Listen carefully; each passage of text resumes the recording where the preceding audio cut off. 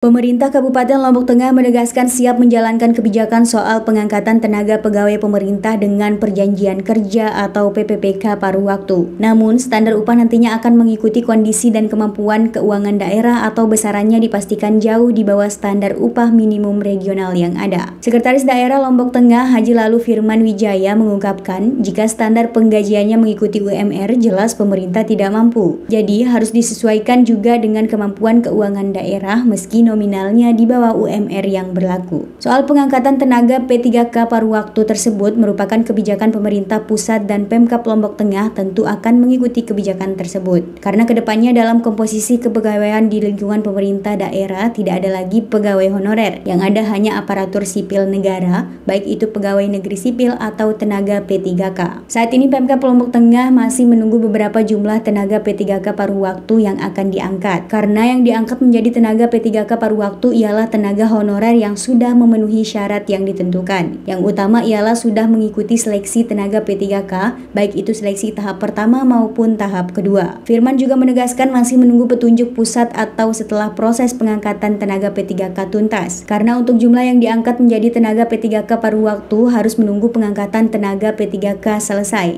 Sementara pengangkatan tenaga P3K saja ditunda sampai bulan Maret 2026 mendatang. Berdasarkan informasi dari Kepala Badan Kepegawaian dan Pengembangan Sumber Daya Manusia Lombok Tengah, Lalu Wardihan Supriyadi mengungkapkan, untuk jumlah tenaga P3K paruh waktu yang akan diangkat berjumlah sekitar 4.500 orang. Jumlah tersebut masih bisa berubah karena proses seleksi tenaga P3K tahap kedua masih berjalan.